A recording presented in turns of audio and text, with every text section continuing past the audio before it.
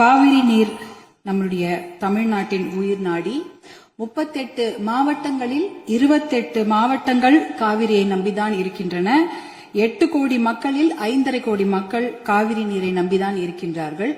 காவிரி நீர் பாத்தீங்கன்னா குடகு மலை, அதாவது கூர்குல கர்நாடகாவில் ஆரம்பித்து மேற்கு தொடர்ச்சி மலை வழியாக தர்மபுரி மாவட்டத்தில் தான் தமிழ்நாடுக்கு முதல்ல வருகிறது. தர்மபுரி மாவட்டம் பிலிகுண்டுல தான் அது உள்ள தமிழ்நாட்டுக்குள்ள நுழைகின்றது. கிட்டத்தட்ட 800 கிலோமீட்டர் அது டிராவல் பண்றாங்க. அந்த காவிரி நதி பாத்தீங்கன்னா 800 கிலோமீட்டர் கர்நாடகாவிலிருந்து தமிழ்நாட்டுக்குள்ள டிராவல் பண்றாங்க. அந்த காவிரி நீர் வந்து பிலிகுண்டுல இருந்து ஒகேனக்கல் வருது. அதுக்கப்புறம் மேட்டூர் அணையை நிரப்பிட்டு பவானி, ஈரோடு, திருச்சி போன்ற இடங்கள்லாம் வந்து கடைசியாக பூம்புகார்ல கடல்ல கலக்கிறது. இதுதான் அந்த காவிரி நீருடைய டிராவல் மேப்.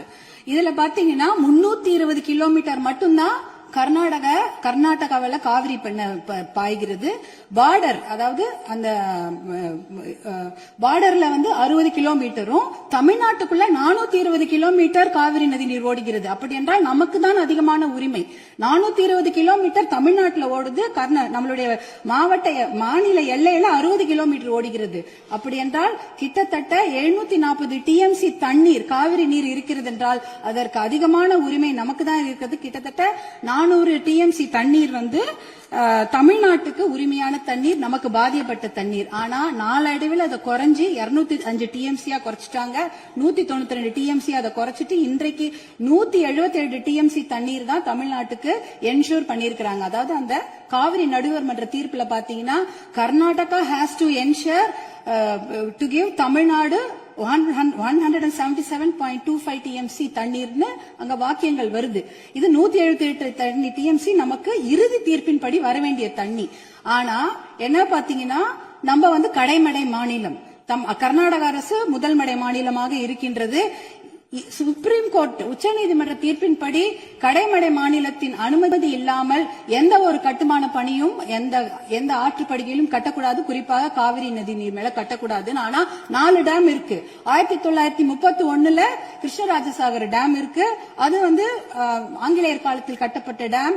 அதற்கப்புறம் 1970களில் 3 டேம் கட்டியிருக்காங்க. ஹாரங்கி, கபினி, ஹேமாவத்தின்னு. இந்த 4 டேமும் சேர்த்து இந்த அணைகள்ல கிட்டத்தட்ட 115 டிஎம்சி தண்ணீர் தேக்கி வைக்க முடியும். மேகதாட்டுல புதுசாக அணை கட்டினாங்கன்னா அதுல 70 டிஎம்சி தண்ணீர் தேக்கி விட முடியும்.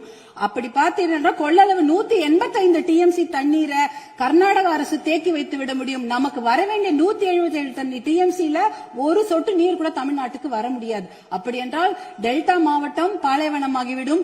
குடிநீருக்கு மிகப்பெரிய பிரச்சனை ஏற்பட்டுவிடும். ஏன்னா 5.5 கோடி மக்கள் அந்த காவிரி தண்ணியை தான் நம்பி இருக்கிறாங்க. இதனால மிகப்பெரிய பிரச்சனை ஏற்பட்டுவிடும். அதுல பாத்தீங்கன்னா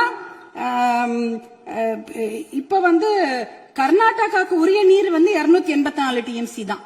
நமக்கு இருக்கிறது வந்து 404 டிஎம்சில இருந்து குறைஞ்சு 177 டிஎம்சி ஆக்கிட்டாங்க. அதனால இத வந்து நம்ம ஒரு மிகப்பெரிய பிரச்சனையாக எடுத்துக்கொள்ள வேண்டும். மாண்புமிகு முதலமைச்சர் அவர்கள் கொண்டு வந்த அந்த தீர்மானத்தை, காவிரி நீர் படுகையில எந்த ஒரு கட்டுமான பணியோ அணைக்கட்டோ கட்டக்கூடாது என்ற தீர்மானத்தை பாட்டாளி மக்கள் கட்சி முழுமனதாக வரவேற்கிறது.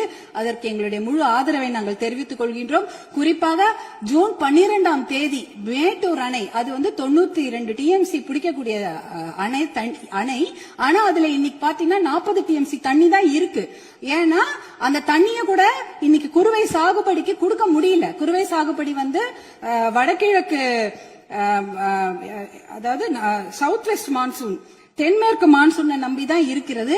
ஆனா இந்த குறுவை சாகுபடிக்கு விடக்கூடிய தண்ணி வந்து இல்லாததுனால 40 டிஎம்சி தண்ணிய இன்னைக்கு ஜூன் 20 இன்னி வரைக்கும் கூட மேட்டூர் டேம் திறக்கல. இப்ப மேட்டூர் டேம்ல இருக்க 40 டிஎம்சி தண்ணி குடி தண்ணீருக்காக நம்ம சேர்த்து வச்சிருக்கிறோம். அடுத்த வருஷம் அந்த மேகதாட்டு அணையை கட்டிவிட்டார்கள் என்றால் அதற்கப்புறம் அந்த குடி தண்ணீர் கூட நம்ம மிகப்பெரிய பற்றாக்குறை ஏற்பட்டுவிடும். இதையெல்லாம் கருத்தில் கொண்டு நாம மேகதாட்டு அணையோ எந்த ஒரு கட்டுமான பணியோ கர்நாடக அரசு கட்டாமல் பார்த்துக் கொள்ள வேண்டும். உச்சநீதிமன்ற தீர்ப்பு தமிழகத்துக்கு சாதகமாக இருக்கிறது. காவிரி நடுவர் மன்ற தீர்ப்புகளும் நமக்கு சாதகமாக இருக்கிறது. இதை நாம் முனைப்புடன் இருந்து தொடர்ந்து செயல்பட்டு இந்த மேகதாடு அணை கட்டுவதை தவிர்க்க வேண்டும். அதற்காக மாண்புமிகு முதலமைச்சர் கொண்டு வந்த இந்த தீர்மானத்தை பாட்டாளி மக்கள் கட்சி முழு மனதாக வரவேற்று ஆதரவளிக்கிறது. வாய்ப்பு கொடுத்ததற்கு நன்றியை தெரிவித்துக் கொள்கின்றேன். நன்றி, வணக்கம்.